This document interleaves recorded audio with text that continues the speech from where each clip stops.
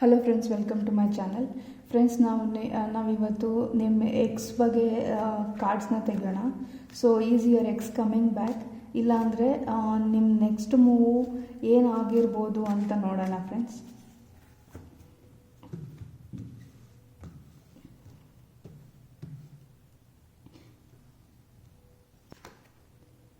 So friends, ನೀವು ಯಾರನ್ನ ನಿಮ್ಮ ಲೈಫಿಂದ ಹೋಗಿದ್ದಾರೆ ಅವರು ವಾಪಸ್ ಬರೋ ಚಾನ್ಸಸ್ ಇರುತ್ತೆ ಅಂತ ಹೇಳ್ತೀನಿ ಫ್ರೆಂಡ್ಸ್.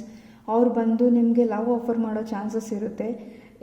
ಇದೇನಾದರೂ ಅಂದರೆ ನಿಮ್ಗೆ ತುಂಬಾ ಡೀಪರ್ ಎಮೋಷನ್ಸು ರಿಲೇಷನ್ಶಿಪ್ಪಲ್ಲಿ ತುಂಬಾ ಕನೆಕ್ಟ್ ಆಗಿದ್ದು, ಸೊ ಇಬ್ಬರಿಗೂ ಮ್ಯೂಚುವಲ್ ಎಮೋಷನ್ಸು ಫೀಲಿಂಗ್ಸ್ ಇದ್ದರೆ ವಾಪಸ್ ಬರೋ ಚಾನ್ಸಸ್ ಇದೆ ಅಂತ ಹೇಳ್ತೀನಿ ಫ್ರೆಂಡ್ಸ್. ಸೊ ಗುಡ್ ಲಕ್ ಇದೆ ಫ್ರೆಂಡ್ಸ್. ನೀವೇನಾದರೂ ಒಳ್ಳೆ ರಿಲೇಷನ್ಶಿಪ್ ಇದ್ದು ಸಣ್ಣ ಪುಟ್ಟ ಮಿಸ್ಅಂಡರ್ಸ್ಟ್ಯಾಂಡಿಂಗ್ಸಿಂದ ದೂರ ಆಗಿದ್ರೆ ಬರೋ ಚಾನ್ಸಸ್ ಇರುತ್ತೆ ಅಂತ ಹೇಳ್ತೀನಿ ಫ್ರೆಂಡ್ಸ್.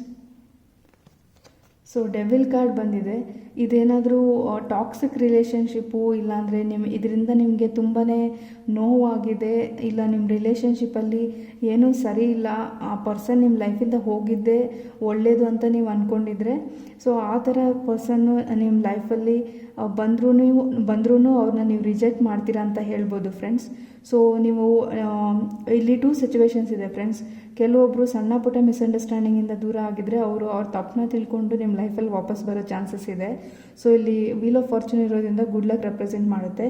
ಇಲ್ಲ ಅದು ಟಾಕ್ಸಿಕ್ ರಿಲೇಷನ್ಶಿಪ್ಪು ನಿಮ್ಮನ್ನ ತುಂಬಾ ಹರ್ಟ್ ಮಾಡಿದೆ ಅಂತ ಆದರೆ, ನೀವು ಅವ್ರ ನಿಮ್ಮ ಲೈಫಲ್ಲಿ ವಾಪಸ್ ಬಂದ್ರೂ ನೀವು ಅವ್ರನ್ನ ಅಕ್ಸೆಪ್ಟ್ ಮಾಡ್ಕೊಂಡಿರಾ, ಮೂವ್ ಆನ್ ಆಗ್ತೀರಾ ಅಂತ ಹೇಳ್ಬೋದು ಫ್ರೆಂಡ್ಸ್.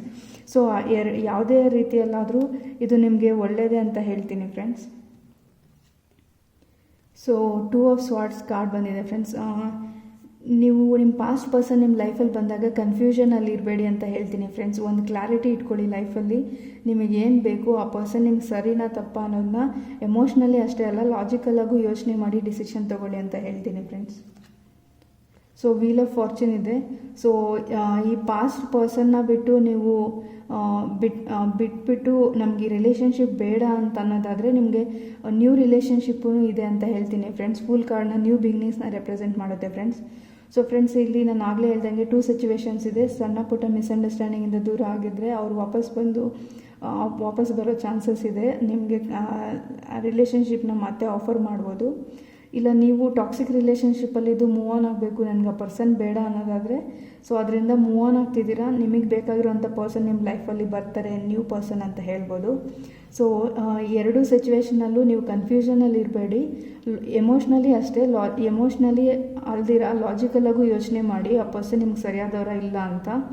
ಸೊ ನೀವು ಸರಿಯಾಗಿ ಯೋಚನೆ ಮಾಡಿ ಡಿಸಿಷನ್ ತೊಗೊಳ್ಳಿ, ಕನ್ಫ್ಯೂಷನ್ ಆಗಿರಬೇಡಿ ಅಂತ ಹೇಳ್ತೀನಿ. ಮತ್ತು ಎಮೋಷ್ನಲ್ ಡಿಸಿಷನ್ಸ್ನ ತೊಗೊಳೋದನ್ನ ಅವಾಯ್ಡ್ ಮಾಡಿ ಅಂತ ಹೇಳ್ತೀನಿ ಫ್ರೆಂಡ್ಸ್.